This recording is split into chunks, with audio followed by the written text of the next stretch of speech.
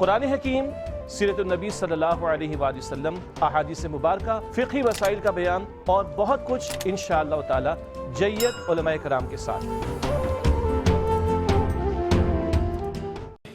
اللہ سبحانہ و تعالیٰ کے نام پاک سے آغاز جو بڑا مہربان نہایت رحم فرمانے والا ہے، اور کروڑوں درود و سلام ہمارے اور آپ کے آقا حضرت احمد مجتبیٰ محمد مصطفیٰ صلی اللہ علیہ وآلہ وسلم پر کہ آپ کی خدمت اقدس میں ہدایہ درود پیش کرنا اہل ایمان کے لیے دنیا اور آخرت میں کامیابی، بھلائی، فلاح، نجات اور بلندی درجات کا ذریعہ ہے۔ اللہم صلی علی سیدنا و مولانا محمد وعلی آل سیدنا و مولانا محمد مبارک وسلم علیہ۔ ناظرین محترم، السلام علیکم ورحمۃ اللہ وبرکاتہ۔ میں ہوں آپ کا میزبان محمد رئیس احمد۔ آج سے اور کل اور انشاءاللہ پرسوں یہ 3 دن جو ہے اعلیٰ حضرت عظیم البرکت مجدد دین و ملت پروانہ شمع رسالت مولانا شاہ احمد رضا خان فاضل بریلوی رحمۃ اللہ تعالیٰ علیہ کے حوالے سے بہت ہی خوبصورت پروگرامز ترتیب دیے گئے ہیں، جنہیں آج سے جن کا آغاز ہو رہا ہے، اور آج ہم جاننے کی کوشش کریں گے کہ یہ جو اتنی عظیم شخصیت ہے ان کی ولادت کے حوالے سے، اور جب ولادت ہوئی اس وقت کے تاریخی حالات کیا تھے، اور آپ کی ابتدائی زندگی کے حوالے سے، آپ کے خانوادے کے علمی اور روحانی کمالات کے حوالے سے بھی بات ہوگی، اور پھر آپ کے علمی اسفار کے حوالے سے ہم بات کریں گے، یعنی کہ آپ کی ابتدائی زندگی کو ہم آج ڈسکس کریں گے انشاءاللہ۔ اور بہت ہی اہم پروگرام آج کا بھی اور آنے والے 2 جو پروگرام ہے انشاءاللہ، وہ تینوں پروگرام جو ہے اعلیٰ حضرت عظیم البرکت مولانا احمد رضا خان فاضل بریلوی رحمۃ اللہ تعالیٰ علیہ کے حوالے سے ترتیب دیے گئے ہیں۔ علماء حضرات انشاءاللہ ان کی خدمات کو بخوبی آپ تک پہنچانے کی کوشش کریں گے۔ اعلیٰ حضرت کی شخصیت ایک ایسی شخصیت ہے کہ جنہیں میں سمجھتا ہوں کہ رہتی دنیا تک اہل اسلام سلام پیش کرتے رہیں گے، چاہے وہ کنز الایمان کی صورت میں ہو، فتاوی رضویہ کی صورت میں ہو، حدائق بخشش کا حوالہ ہو، کسی بھی جہت میں جب ان کی شخصیت کو دیکھا جائے گا تو عقل دنگ رہ جاتی ہے، ششدر اور حیران رہ جاتی ہے کہ اللہ رب کریم نے اپنے اس محبوب بندے کو کیسی خصوصیات سے نوازا تھا۔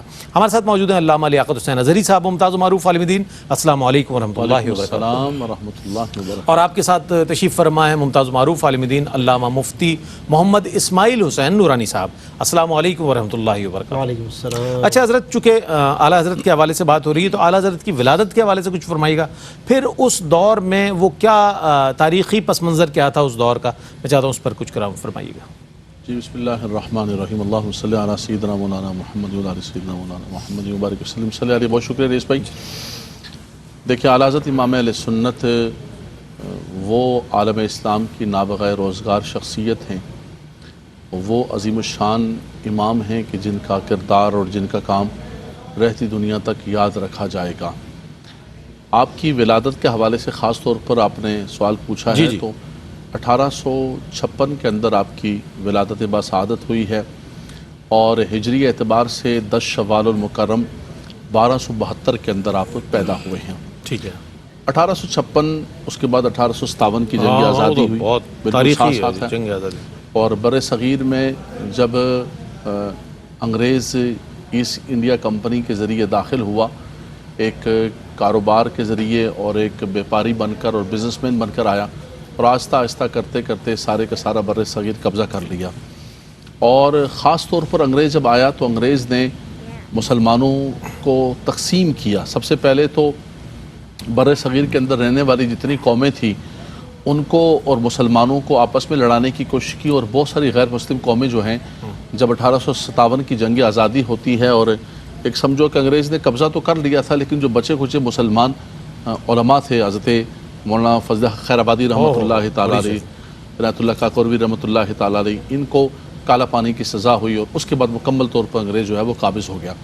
اور بر صغیر کے جو غیر مسلم وہ تو انگریز کے ساتھ مل گئے اور باقاعدہ طور پر ان کے اتحاد کر لیا، لیکن مسلمانوں نے 1857 کی جنگ آزادی کے اندر بھی مسلمان علماء نے بہت بڑا کردار ادا کیا، اور اس کے بعد بھی بحمداللہ تبارک و تعالی مسلمانوں کو جمع کرنے کے اندر ہمارے ان ائمہ کرام نے، ان بزرگوں نے بڑا کردار ادا کیا۔ اعلیٰ حضرت امام اہل سنت کی چونکہ اس وقت پیدائش ہوئی تھی اور ایک انتشار تھا، تاریخی حوالے سے آپ نے پوچھا ہے، بر صغیر کے اندر ایک انتشار تھا، افتراق تھا، انگریز کا غلبہ تھا، مسلمانوں کو دبایا جا رہا تھا، مسلمانوں کے املاک کو نقصان پہنچایا جا رہا تھا۔ اور پھر اس کے بعد انگریز نے جب یہ دیکھا کہ مسلمان جو ہے ان پر غالب نہیں آ پا رہے ہیں، مسلمانوں پر کنٹرول نہیں حاصل کر پا رہے، تو پھر مسلمانوں کے درمیان انتشار و افتراق پیدا کیا اور فرقہ واریت کو پیدا کیا۔ اچھا اچھا، وہ جو اقبال نے اشارہ فرمایا کہ یہ فاقہ کش موت یہ بہت سے پرانی ڈرتا پریکٹس ہے۔ نہیں ذرا، روح محمدی اس کے بدن سے نکال دو۔ وہ جو آقا دو جہاں صلی اللہ تعالیٰ علیہ وسلم کی تعظیم، حضور صلی اللہ علیہ وسلم کی محبت اور حضور کی ختم نبوت پر جو ان کا ایمان ہے اور جو حضور کے ساتھ جو لگن تھی، وہ مسلمانوں کے دلوں سے نکال دی جائے اور ایسی چیزوں کو کھڑا کیا گیا مسلمانوں کے درمیان کی جس میں فرقہ واریت پیدا ہو، اس وقت جو ہے اللہ تبارک و تعالیٰ نے اس صدی کے سرے پر ایک مجدد بر صغیر کے مسلمانوں کو عطا فرمایا۔ حضرت مجدد الفسانی رحمۃ اللہ تعالیٰ علیہ نے اکبر بادشاہ کے دور کے اندر آپ نے اعلائے کلمت الحق بلند کیا اور دین اکبری کی مخالفت کی اور اس کے بعد بہت بڑا کردار ادا کیا، لیکن جب یہ انگریز کا فتنہ آیا تاریخی اعتبار سے، اس وقت اللہ تبارک و تعالیٰ نے مسلمانوں کو بر صغیر کے اندر ایک اور مجدد عطا فرمایا۔ میں صرف ایک جملہ کہوں گا، دیکھیں رئیس بھائی، بڑی عجیب و غریب قسم کی بات ہے کہ پہلے جتنے مجددین تشریف لائے ہیں وہ عرب کے اندر آئے، کہ مفتی صاحب بالکل، لیکن حضرت مجدد الفسانی رحمۃ اللہ تعالیٰ علیہ، اعلیٰ حضرت فاضل بریلوی رحمۃ اللہ تعالیٰ علیہ، اس سے پہلے حضرت شاہ ولی اللہ محدث دہلوی رحمۃ اللہ، شاہ عبدالحق محدث دہلوی، شاہ عبدالعزیز، یہ جتنے کے سارے، یہ اللہ تبارک و تعالیٰ نے عجم کے اندر بر صغیر کے اندر بھیجے۔ پتہ چلا کہ رب تبارک و تعالیٰ نہ عجم کو دیکھتا ہے، نہ عرب کو دیکھتا ہے، نہ گورے کو دیکھتا ہے، نہ کالے کو دیکھتا ہے، نہ قوموں کو دیکھتا ہے، نہ قومیتوں کو دیکھتا ہے۔ جو رب تبارک و تعالیٰ کے دین سے وفا کرے گا، رب تبارک و تعالیٰ دین کی سیادت و قیادت و سرداری اسے عطا فرما دے گا۔ تو ان حالات میں، ان تاریخی حالات میں اللہ تبارک و تعالیٰ نے اس قوم کو ایک اور ایسی ابکری شخصیت عطا فرمائی، ایک ایسی نابغہ روزگار شخصیت عطا فرمائی جنہوں نے بر صغیر کے مسلمانوں کی قیادت فرمائی۔ کیا بات ہے، سبحان اللہ، بہت اچھا مقدمہ ایک ایسا پیش کیا کہ جس میں بہت اچھا احاطہ کیا آپ نے ان تمام چیزوں کا، کہ جو اس تاریخی دور کے حوالے سے، جو تاریخی 1856 اور اس کے بعد 57 کی جنگ آزادی، کون نہیں جانتا کہ اس وقت مسلمانوں کی کیا حالت تھی، اور اس وقت انگریز نے جس انداز میں غلبہ حاصل کرنے کے لیے تجارتی حوالے سے اپنی وہ کوششیں کی۔ بہرحال بات وہی ہے کہ حضور علیہ السلام کی محبت دل سے نکالنا مقصد تھی، اور وہ نہ نکال سکے اور آج تک بھی نہیں نکال سکے۔ بہرصورت اب اعلیٰ حضرت عظیم البرکت مولانا شاہ احمد رضا خان فاضل بریلوی رحمۃ اللہ تعالیٰ علیہ کے خانوادے کی طرف ہم چلتے ہیں کہ اس خانوادے کا علمی اور روحانی جو درجہ تھا اور جو روحانی کمالات تھے، اس کے حوالے سے ہم جاننا چاہیں گے کہ چونکہ یہ فرد جو ہے ایک فرد تو ہے، لیکن اپنے پورے خانوادے کا ترجمان فرد نظر آتے ہیں آپ، تو آپ فرمائیے گا کہ کچھ اس حوالے سے علمی اور روحانی۔ بسم اللہ الرحمن الرحیم، اللہم صلی علی سیدنا مولانا محمد وبارک وسلم۔ بنیادی طور پر اگر اعلیٰ حضرت امام اہل سنت مولانا شاہ احمد رضا خان رحمۃ اللہ تعالیٰ علیہ کے جو آبائی، جو آپ کی تاریخ ہے، خاندانی جو پس منظر ہے، اگر اس پر ہم نظر ڈالتے ہیں تو خود اعلیٰ حضرت رحمۃ اللہ تعالیٰ علیہ، آپ سے اوپر آپ کے والد ماجد حضرت امام المتکلمین مولانا نقی علی خان رحمۃ اللہ تعالیٰ علیہ، آپ سے اوپر آپ کے والد یعنی اعلیٰ حضرت کے دادا حضور حضرت مولانا رضا علی خان رحمۃ اللہ تعالیٰ کیا نام ہے، دیکھیں سبحان اللہ جناب، یہ ایک علمی تسلسل ہے، سبحان اللہ سبحان اللہ، یہ علمی تسلسل ہے، یہ علم کی پہچان کا ایک سمجھ لے کہ آغاز ہے۔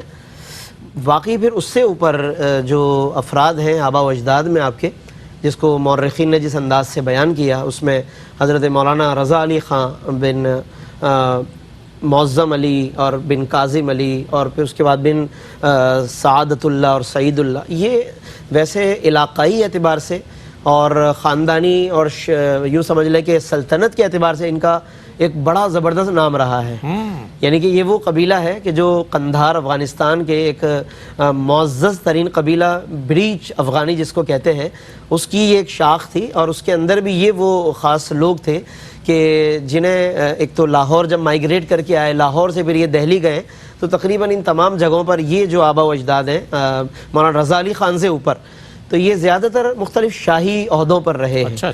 البتہ ان میں جو سعادت علی خان جن کا ہم نے ذکر کیا، تو ان کے جو 3 بیٹے تھے، ان میں سے جو اعلیٰ حضرت کے مورث اعلیٰ ہیں، تو ان کے اندر قدر زہد اور ایک دنیا سے بے رغبتی کی کیفیت تھی، انہی سے پھر مولانا رضا علی خان ہے، اور یہاں سے گویا کہ پھر یہ خانوادہ علم و روحانیت کی طرف جاتا ہے۔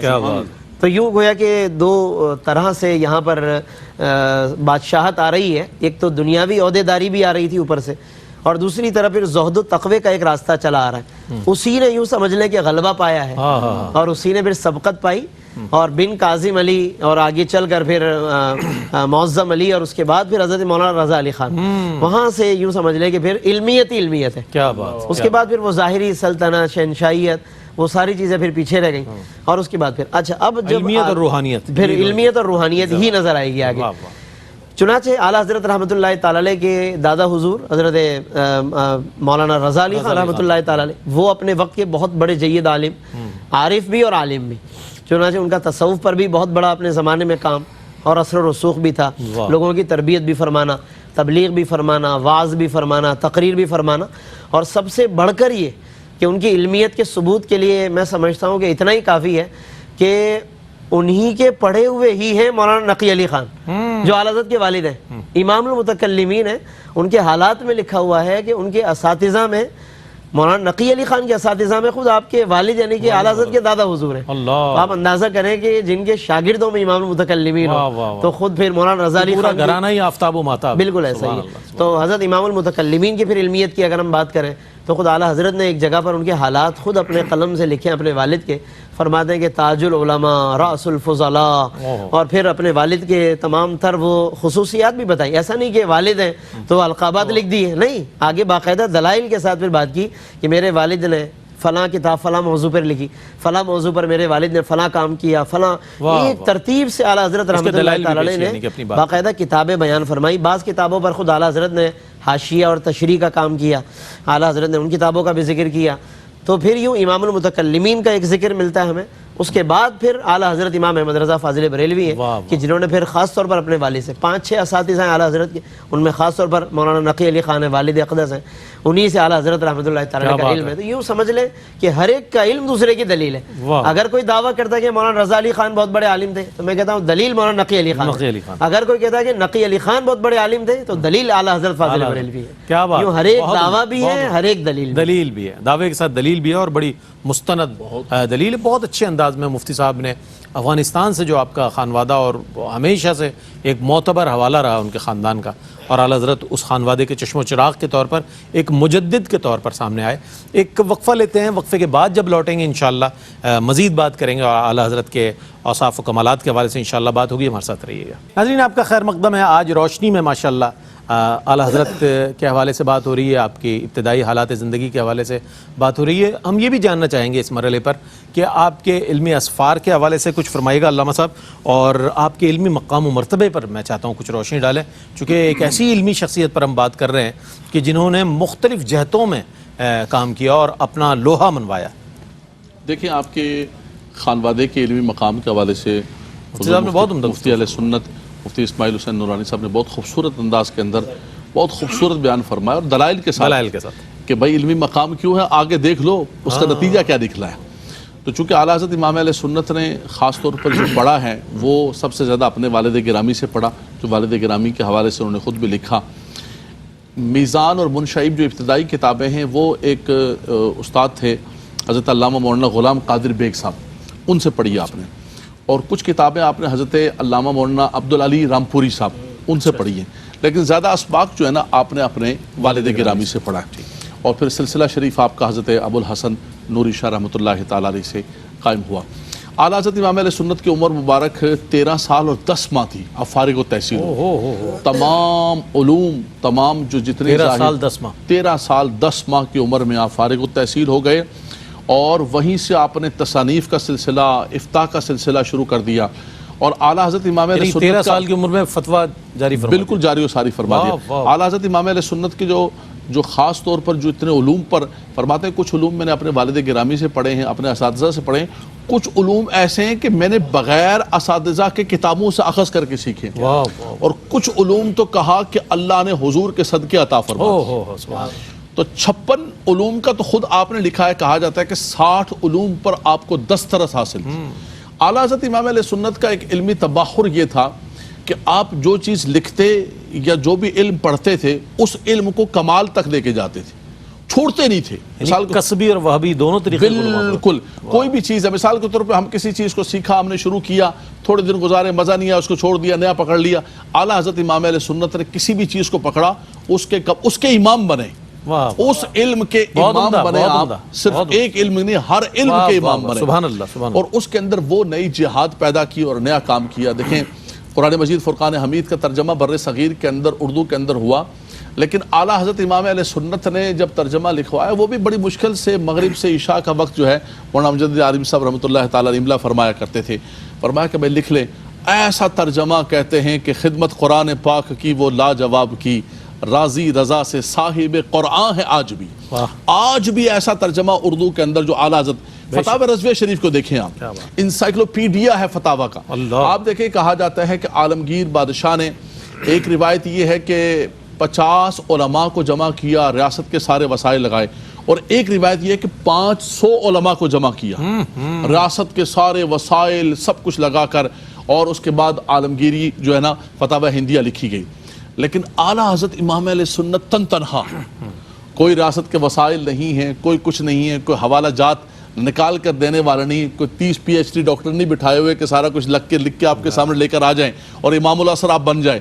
اکیلے آپ سب کچھ تلاش کر رہے ہیں، اور اس کے بعد آپ نے فتاوی رضویہ لکھی. اللہ اکبر.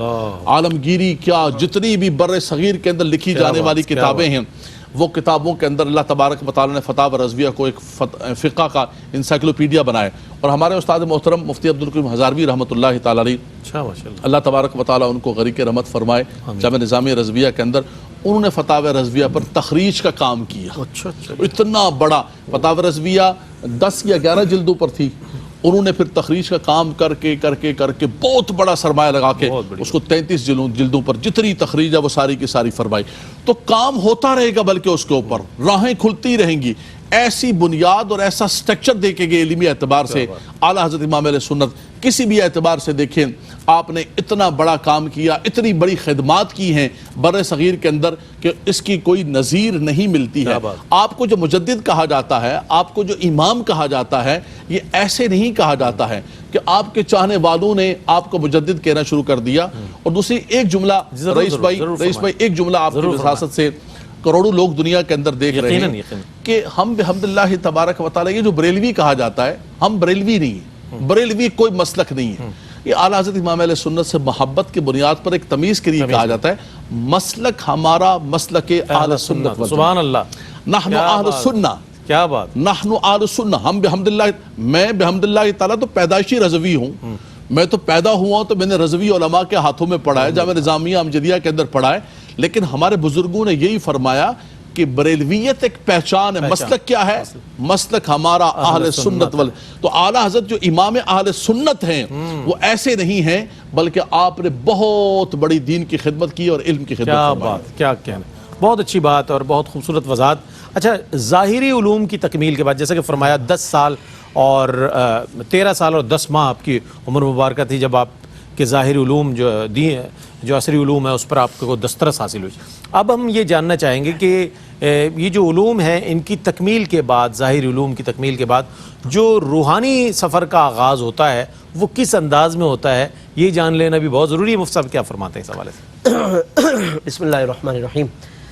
اعلیٰ حضرت امام احمد رضا فاضل بریلوی رحمۃ اللہ تعالی علیہ اور آپ کا خانوادہ، چونکہ ظاہر ہے کہ سلف صالحین کے نقش قدم پر تھا، تو جو ہمارے بزرگوں کا ہمیشہ طریقہ رہا کہ انہوں نے ابتدائی عمر میں پہلے جو علوم ہے، ظاہری علوم جس کو کہتے ہیں، درس نظامی ہے، ترجمہ قرآن ہے، حدیث ہے اور دیگر علوم ہے، وہ اپنے گھر میں ہی یا دیگر اساتذہ سے حاصل کرتے تھے. اس کے بعد پھر وہ کسی نہ کسی ایسی بزرگ شخصیت کی طرف رجوع کرتے تھے. اپنے گھر والوں اور خاندان کی جو اگر سرپرستی میسر ہو تو انہی کے ساتھ، یا جس طرف بھی اللہ رب العالمین انہیں ہدایت عطا فرما دے تو وہ ضرور پھر وہ روحانی منازل کے لیے بھی رجوع فرمایا کرتے تھے. اعلیٰ حضرت رحمۃ اللہ تعالیٰ علیہ کو خود فرماتے ہیں کہ تقریباً 1294 کے اندر، یعنی 1272 تو اعلیٰ حضرت کی پیدائش ہے، 1294 تقریباً 22 سال کی یہ عمر ہے کہ جس میں اعلیٰ حضرت نے 13 سال کی عمر میں تو فراغت پائی، جو ابھی قبلہ نے ذکر فرمایا بہت خوبصورت انداز میں.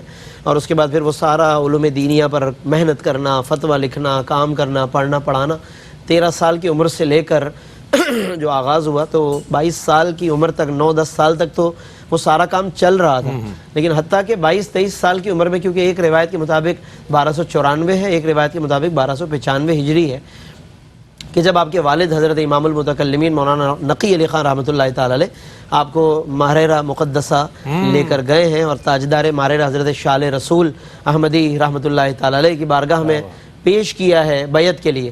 اور اس میں حیرت انگیز بات ایک یہ بھی ہے کہ خود حضرت مولانا نقی علی خان بھی اسی دن بیعت ہوئے ہیں. اچھا اچھا. ہاں، یہ حیات اعلی حضرت کے اندر ملک العلماء مولانا ظفر الدین بہاری رحمۃ اللہ تعالی جو خلیفہ اعلی حضرت ہیں انہوں نے یہ بات باقاعدہ لکھی ہے کہ اس دن جو چند لوگ بیعت ہوئے ہیں خود بشمول اعلی حضرت رحمۃ اللہ تعالی ان میں آپ کے والد بھی ہیں. گویا کہ آپ کے والد اب بیعت ہو رہے ہیں ماہرہ شریف سے، اور اعلی حضرت رحمۃ اللہ تعالی علیہ اتنی کم سنی کے اندر گویا کہ 22 سال کی عمر میں آپ بیعت ہو رہے ہیں. لیکن اس کے اندر امتیاز اور تخصص اعلی حضرت کا یہ ہے کہ اعلی حضرت رحمۃ اللہ تعالی علیہ پر جب شال رسول نے ایک نگاہ فرمائی ہے تو انہیں نہ صرف بیعت کیا بلکہ اسی دن انہیں خلافت بھی عطا فرمائی اور تمام سلاسل میں بیعت کی اجازت بھی مرحمت فرمائی. اور 1 سال کے بعد حضرت شال رسول کا 1 یا 2 سال کے بعد وصال ہو گیا، تقریباً 1297 ہجری کے اندر یا 96 میں وصال ہو گیا. خود اعلیٰ حضرت فرماتے کہ 1 سال کے بعد چونکہ وصال ہوا تو وصال سے کچھ عرصہ پہلے ہی حضرت شال رسول نے مجھے اپنے ابن الابن یعنی پوتے حضرت شاہ ابو الحسین نوری میاں رحمۃ اللہ تعالی علیہ کے مجھے حوالے کر دیا تھا. ان سے بھی کہہ رہے میں نے بہت سے طریقت کے اسرار و رموز سیکھے ہیں اور ان سے میں نے علم جفر بھی سیکھا ہے، علم تکسیر کے بھی کچھ نکات میں نے ان سے لیے ہیں. یعنی کہ اس کا مطلب شاہ ابو الحسن نوری میاں صرف یہ خانوادہ پیر طریقت نہیں تھا بلکہ علم تکسیر اور علم جفر کی جب بات کر رہے ہیں تو یہ اس زمانے کا ایک اس سے ہمیں تصور مل رہا ہے علم کا. آج کی بہت سی خانقاہیں کس طرف اب جا رہی ہیں اور محض انہوں نے اپنی کیا پہچان بنا لی، وہ اس کا رد کرتا ہے، وہ اس کے لیے کلپ بناتا ہے، وہ اس کی ویڈیو بناتا ہے اور محض کوئی کسی کو گالی دے دے تو بہت بڑا کمال اب سمجھا جاتا ہے. اعلیٰ حضرت کا خانوادہ، اعلیٰ حضرت کا پیر خانہ جہاں پر علم کی سوغات بھی ہے، روحانیت بھی نظر آ رہی ہے، اور روحانیت بھی صرف برائے نام روحانیت برائے لنگر نہیں ہے بلکہ علم تکسیر اور علم جفر جیسے علوم کی جب بات ہو رہی ہے تو اس کا مطلب ہے کہ قرآن و حدیث تو بدرجہ اولا وہاں پہ پایا جاتا ہے. جب وہ علوم کے جو ناپید ہیں وہ اس خانوادے کا حصہ ہیں تو پھر قرآن و حدیث کا کیا کہنا. اس کا مطلب ہے یہ وہ گھرانے تھے کہ جہاں پر علم کو بڑی فوقیت تھی، بڑا تقدم حاصل تھا. اس لیے اعلیٰ حضرت جب وہ اپنے والد سے اور حضرت شاہ ابو الحسین نوری میاں سے علم کو حاصل کر کے مرج البحرین کی ایک تصویر ہمیں نظر آتے تو اس لیے اعلیٰ حضرت رحمۃ اللہ تعالی علیہ کے اندر وہ علم ظاہر بھی پھر ہمیں معجزن نظر آتا ہے اور علم روحانیت بھی پھر ہمیں معجزن نظر آتا ہے. تو اس لیے ہمیں اعلیٰ حضرت رحمۃ اللہ تعالی علیہ سے ہر 2 طرح سے تعلق رکھنا چاہیے. محض وہ تعلق نہ ہو کہ جس میں صرف ہمارے اندر اعلیٰ حضرت رحمۃ اللہ تعالی علیہ کی ایک نسبت کی بات ہو اور اس نسبت کا کبھی کبھار کو ایک جھلک سی نظر آ جائے، اس کے بعد پھر کچھ علمیت کا تعلق نہ ہو. دونوں طرح کی نسبت ہمارے اندر اخلاق میں بھی چھلکتی ہوئی نظر آئے، گفتار میں بھی اور تصنیف و تحقیق میں بھی نظر آئے تو انشاءاللہ جیسے ان کا اثر 100 سال بعد آج تک ہے تو پھر ہمارا تحقیق اور تصنیف کا اثر بھی آگے تک دین کی صورت میں انشاءاللہ قائم و دائم رہ سکتا ہے اگر ان کے دامن کے ساتھ وابستہ ہو جائے. مرج البحرین کہہ کے مفتی صاحب نے کمال ہی کر دیا اور اتنی خوبصورت بات ارشاد فرمائی. اس پورے جواب سے بات سامنے آتی ہے کہ افکار اعلیٰ حضرت اور سیرت اعلیٰ حضرت سے بات سامنے آتی ہے اور ان کے خانوادے کی سیرت سے بات سامنے آتی ہے کہ اگر مخالفین کو نظریات اور عقائد کی بنیاد پر رد کرنا ہے تو اس کا بھی علمی جواب دینا ہے. زبان سے کوئی ایسی بات نہیں کرنی کہ جو دوسروں پر بری محسوس ہو. ایک مختصر سا وقفہ ہے، وقفے کے بعد لوٹتے ہیں. مجھے امید ہے آپ کا ہمارا ساتھ رہے گا. سبحان اللہ، کیا خوبصورت انداز میں شان اہل سنت، وقار اہل سنت، اعلیٰ حضرت عظیم البرکت مجدد دین و ملت پروانہ شم رسالت حضرت مولانا شاہ احمد رضا خان فاضل بریلوی رحمۃ اللہ تعالی علیہ کے علم اور فضل اور کمالات کے حوالے سے بات آ رہی ہے سامنے. اور کیا ہی شخصیت اللہ نے پیدا کی اور بلا شبہ علامہ صاحب نے صحیح فرمایا نابغیر روزگار شخصیت جنہیں کہا جانا چاہیے. اچھا، پھر سب سے بڑی پہچان اعلیٰ حضرت کی اگر دنیا بھر میں مخالفین بھی اگر جانتے ہیں آپ کو تو عشق رسول کے حوالے سے جانتے ہیں کہ عشق رسول اگر دیکھنا ہو تو اعلیٰ حضرت کا دیکھا جائے اور اعلیٰ حضرت کس انداز میں عشق رسول کو بیان فرماتے ہیں، چاہے وہ منظوم ہو خواہ وہ منصور ہو، ہر 2 حوالوں کے ساتھ. کیا فرمائے گا حضرت حضور نبی کریم علیہ السلام کے عشق میں وارفتہ وہ شخصیت جن کا ہم آج ذکر کر رہے ہیں، کیا فرمائے گا؟ بالکل آپ نے خوبصورت جملہ فرمایا ہے کہ عشق رسول تو ان کی پہچان ہے، پہچان ان کی ایک لازم و ملزوم چیز ہے. اعلیٰ حضرت کا نام لیا جائے تو تبادر ذہنی عشق رسول عشق رسول منتقل ہوتا ہے کہ اپنے عاشق پر آئے رسول. سب بالکل وہ جو ہے حسان ہندی ہیں، حسان اور ہند کے اندر جو ہے نا جس طرح علامہ اقبال نے فرمایا تھا مجد الفسانی کے لیے کہ وہ ہند میں سرمایہ ملت کا نگہباں، تو وہی تسلسل چلتے چلتے اللہ تبارک و تعالیٰ نے ان کو حضور کے عشق و محبت و تعظیم کا نگہبان بنایا، سبحان اللہ، چن لیا اس کے لیے. اور اسی سلسلے کو بحمداللہ تبارک و تعالیٰ اعلیٰ حضرت امام علیہ سنت نے کوئی بھی چیز لکھی ہے، سب سے بڑی بات جو ہے آپ کے فتاوی جات کو پڑھیں، ہر چیز کو پڑھیں. اعلیٰ حضرت نے جو بھی چیز لکھی ہے وہ ایک محققانہ انداز میں لکھی ہے، اتنی مضبوط لکھی ہے کہ دشمن بھی اس کا رد نہیں کر سکتا ہے. الفضل ما شہیدت بہ الاعداء، دشمن بھی اس بات کو مانتا ہے کہ ان کا لکھا ہوا اس کا کوئی رد نہیں کر سکتا بغیر دلیل کے. دوسرا پھر لیکن فرماتے ہیں کہ ہر چیز کے اوپر غالب ان کا عشق رسول ہوتا تھا. بے شک ان کا ترجمہ دیکھیں، ان کے فتاوی جات لکھیں، سارے اقوال نقل کرنے کے بعد وہ فرماتے تھے کہ میرے دل کی آواز یہ ہے، اس دل کے اندر تو حضور کی محبت. دیکھیں کتنا بڑا امام ہے، کتنا صاحب جبہ صاحب قبہ. اللہ نے بر صغیر کے اندر پیر خانہ کتنا بڑا، مارارہ مطہرہ کا ذکر مفتی صاحب نے بہت خوبصورت فرمایا کہ اتنا علمی پیر خانہ ان کا، اتنا علمی گھرانہ ان کا. لیکن جب مدینہ منورہ شریف حضور کی گلی کے اندر پہنچے ہیں تو کہتے ہیں کہ کوئی کیوں پوچھے تیری بات رضا تجھ سے کتے ہزار پھرتے. جو سرکار کی بارگاہ کے اندر اس کو نہ کتے بنائیں نہ کچھ اور بنائیں، جو امام محمد رضا نے کہا اس کو وہی رہنے دیں، یہ ان کے جذبات ہیں، یہ ہم نہیں کہہ رہے ہیں. جو انہوں نے کہا ہے وہ سرکار کی بارگاہ اتنا بڑا امام، صاحب جبہ صاحب دستار بر صغیر، لیکن سارا کچھ اب فرمایا کون ہے احمد رضا، تمہارا نام کوئی کیوں پوچھے اس گلی کے اندر، یا تو سارے کتنے بڑے پھر رہے ہیں. تو اعلیٰ حضرت امام علیہ سنت نے ہر چیز کو، اپنی علمیت کو، اپنی ہر چیز کو آقا دو جہاں صلی اللہ تعالیٰ علیہ وسلم ان کے جتنے اشعار ہیں، ان کے جتنے قلم ہیں، لوگ لکھتے ہیں بادشاہوں کے لیے، لوگ لکھتے ہیں دنیا داروں کے لیے.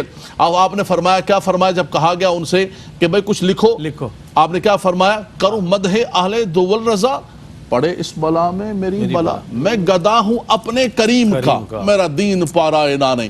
فرمایا میں کسی اور، یہ قلم امام محمد رضا کا اٹھے گا تو حضور کی محبت کے اندر، حضور کے عشق کے اندر، حضور صلی اللہ علیہ وسلم کی نعت کے اندر. اور دوسری بات میں کہوں گا رئیس بھائی بہت مضبوطی کے ساتھ، لیکن جہاں بھی آپ نے لکھا آپ یہ دیکھیے کہ اعلیٰ حضرت امام اہل سنت نے قرآن و حدیث سے ہٹ کر ایک جملہ بھی نہیں لکھا. حضور کی تعریف بھی کی ہے، محبت کا اظہار بھی کیا، لیکن ایسا نہیں کیا کہ قرآن و حدیث کے اصولوں اور ضوابط کو چھوڑ کر کو مبالغہ آرائی کی جیسے شعراء لکھ دیتے ہیں. دوسرا جو کچھ لکھا ہے زبان حال سے لکھا ہے. ایک بزرگ تشریف لائے اور کلام لکھا کہ میں حضور آپ کی محبت کے اندر تڑپتا ہوں، مرتا ہوں. آپ فرمانے لگے کہ بھئی آپ تو اللہ کے ولی ہیں. کہا حضور شعر ہیں، کلام ہے. آپ نے فرمایا استغفر اللہ، کیا بات کر رہے ہو تم؟ حضور کی بارگاہ کے اندر جھوٹ بول رہے ہو، تم تڑپ نہیں ہو، نہیں رہے ہو، تمہاری کیفیت نہیں ہو، تم یہ کہہ رہے ہو. یعنی اس کا مطلب ہے کہ امام احمد رضا جو لکھتا ہے وہ حال کے ساتھ لکھتا ہے، وہ کیفیت کے ساتھ لکھتا ہے، بالکل حال و قال ان کا. اور پھر اس کی برکات ہیں نا آج بھی دیکھیں آپ، اعلیٰ حضرت امام علیہ سنت کا جب کلام پڑھا جاتا ہے وہ روحانیت اور وہ برکتیں آتی ہیں. اس کی وجہ یہی جو آپ نے فرمایا کہ ان کا حال و قال یکساں ہوتا ہے. تو عشق رسول کا وہ نمونہ تھا. وہ سوتے بھی تھے تو کہتے تھے کہ میں نام محمد کی شبیہ بن کے سوتا ہوں. ان کا سونا، ان کا جاگنا، ان کا گفتگو کرنا، ان کی سنتوں کی اتباع، ان کی ہر چیز شب و روز دیکھیں آپ آقا دو جہاں صلی اللہ تعالیٰ علیہ وسلم کے عشق کے اندر ڈوبے ہوئے. اور پھر اللہ تبارک و تعالیٰ کے محبوب صلی اللہ علیہ وسلم نے ایسا قبول کر لیا کہ آج بھی دنیا کے اندر رضا رضا ہو رہا ہے اور قیامت تک ہوتا رہے گا. سبحان اللہ. عشق رسول ان کا یہ دعویٰ جو ہے ان کی شخصیت سے نظر آتا ہے کہ وہ شریعت کا پیکر نظر آتے ہیں. آپ ان کے گفتگو کا حوالہ دیکھ لیں، تصانیف دیکھ لیں، تحریر دیکھ لیں، ان کی شخصیت دیکھ لیں، معلوم ہوگا کہ ایک حضور کا سچا غلام ہے. جب قرآن پر بات کرتا ہے تو ایک سچا غلام نظر آتا ہے، اور جب حدیث پر بات کرتے ہیں تو سچا غلام نظر.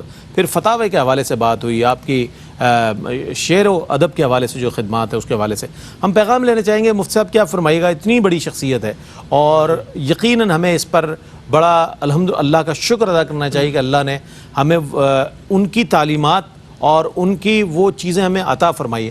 تو کس طرح اویئر ہو یہ نوجوان نسل کہ اتنی بڑی علمی شخصیت، روحانی شخصیت کہ جن کا آج ذکر کیا جا رہا ہے، اس حوالے سے ARYQ TV کی اس خدمت کو آپ کس انداز میں دیکھتے ہیں؟ جی یقیناً اعلیٰ حضرت امام احمد رضا خان رحمۃ اللہ تعالیٰ علیہ کی شخصیت کو متعارف کرانے میں یہ ادارہ روز اول سے مختلف انداز سے ان کی تعلیمات کو پہنچانے میں سرگرم عمل ہے، الحمدللہ۔ خصوصاً ماہ سفر میں یہ پروگرامز کے ذریعے سے اعلیٰ حضرت، اور اس سے پہلے کتاب و قلم جب یہ چلتا تھا پروگرام، تو اس میں سفر کے مہینے میں تو خاص طور پر کوشش ہوتی تھی کہ ان کتابوں کا انتخاب سے اعلیٰ حضرت کے حوالے سے کہ اس کو جناب کہ جو اعلیٰ حضرت نے لکھی ہیں، چنانچہ بہت سی کتابوں کا تعارف یہاں سے باقاعدہ کرایا گیا اور ان کتابوں کے بارے میں پوری معلومات فراہم کی گئی۔ تو یہ ضروری ہے آج کے دور میں کہ ہمارے نوجوان محض سنی سنائے باتوں پر، پروپیگنڈے پر چلنے کے بجائے خود اس شخصیت کو پڑھنے کی کوشش کریں، خود اس کا مطالعہ کریں، تو پھر نظر آئے گا کہ اعلیٰ حضرت رحمۃ اللہ تعالیٰ علیہ کی علمیت کیا ہے اور ان کے اندر اللہ نے کیسی گہرائی رکھی ہے ان کے علم کے اندر۔ اور آج کے دور میں خاص طور پر بڑا جو ایک اہم ایشو ایسا کہ جس پر لوگ کنفیوز ہوتے رہتے ہیں کہ کوئی صحابہ کے حوالے سے تو کوئی اہل بیت کے حوالے سے، اعلیٰ حضرت کی شخصیت میں اللہ رب العالمین نے وہ حسن اعتدال پیدا فرمایا کہ امت کو یکجا کرتے ہیں اپنی تصانیف کے ذریعے بھی اور شاعری کے اندر بھی۔ شاعری کے اندر بھی اگر اشعار انہوں نے اہل بیت کے لیے لکھے تو صحابہ کے لیے بھی لکھے۔ سلام رضا کوئی پڑھ لیں تو آپ کو مل جائے گا، اندر ترتیب سے ملے گا کہ اہل بیت کے اشعار، حضور کا سراپا پورا لکھ دیا، پورا وہ لکھنے کے بعد صحابہ، پھر عشرہ مبشرہ، پھر اہل بیت، امام حسن کی فضیلت الگ بتائی، امام حسین کی الگ بتائی، سیدہ خاتون جنت کی الگ، ازواج مطہرات کی الگ۔ یعنی اعلیٰ حضرت کا کمال یہ کہ انہوں نے یہ سوچا کہ کسی بھی طور لوگوں کی زبان پہ اگر میری تصانیف کوئی نہ پڑھے، کلام بھی اگر گنگنائے تو عقیدہ لوگوں کے دلوں میں جاگزی ہو جائے۔ چنانچہ ایک جگہ پر فرماتے ہیں مشہور شعر، کیا بات رضا اس چمنستان کرم کی، زہرا ہے کلی جس میں حسین۔ اچھا یہ تو ہو گیا اہل بیت۔ خلفائے راشدین کو دیکھو کیسا جمع کیا، فرماتے ہیں کہ صدق و عدل و کرم و ہمت میں چار صفات کا کیا خوبصورت ذکر کیا ہے۔ صدق و عدل و کرم و ہمت میں 400 شوہرے ہیں ان 4 یاروں کے۔ صدق سے حضرت صدیق اکبر، عدل حضرت فاروق اعظم، کرم حضرت عثمان، ہمت مولا علی۔ تو یہ اعلیٰ حضرت کا کمال ہے کہ وہ سب کو یکجا کرتے ہیں، اور یہی کمال ایمان ہے اور ہونا چاہیے کہ ہم بھی اپنے دلوں میں ان سب کی محبتوں کو یکجا کریں۔ سنت کا ہے بیڑا پار۔ بالکل، وہ کتنا معروف شعر اعلیٰ حضرت رحمۃ اللہ تعالیٰ علیہ کا کہ جس میں نا اور اطرت کو جمع کر دیا اعلیٰ حضرت نے۔ تو اس لیے آج ہم اعلیٰ حضرت سے علمی انداز میں اگر تعلق قائم کریں گے، جو پہلے بھی اس سے پہلے بات ہوئی، آج ضرورت اسی بات کی، محبت و عقیدت کے طور پہ تو بہت سے بزرگوں سے ہمارا تعلق ہے کہ ذکر چلتا ہی رہتا ہے سب کا اور فاتحہ بھی ہوتی رہتی ہے، لیکن اگر یہ تعلق خدا کی قسم علمیت میں تبدیل ہو جائے تو ان کی روحانیت اور ان کا فیض اور زیادہ انشاءاللہ متوجہ ہو جائے گا۔ میں بہت شکریہ ادا کروں گا علامہ صاحب آپ کی تشریف آوری کا، مفتی صاحب آپ تشریف لائے، اور یہ کیسے ممکن ہے کہ اعلیٰ حضرت پر بات ہو اور اعلیٰ حضرت کا کلام شامل نہ ہو۔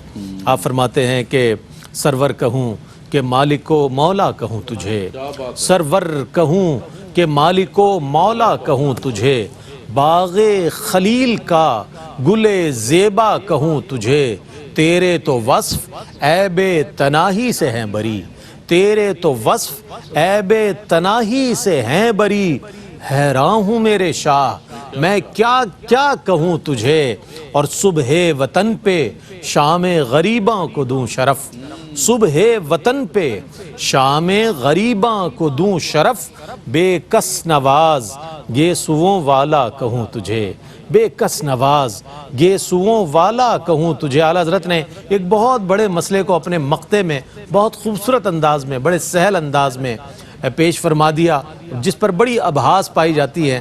پہ آپ فرماتے ہیں کہ لیکن رضا نے ختم سخن اس پہ کر دیا، لیکن رضا نے ختم سخن اس پہ کر دیا، خالق کا بندہ خلق کا آقا کہوں تجھے، خالق کا بندہ خلق کا آقا کہوں تجھے، سرور کہوں کہ مالک و مولا کہوں تجھے، باغ خلیل کا گل زیبا کہوں تجھے۔ اس کے ساتھ ہی اپنے میزبان محمد رئیس احمد کو اجازت دیجیے، اللہ حافظ۔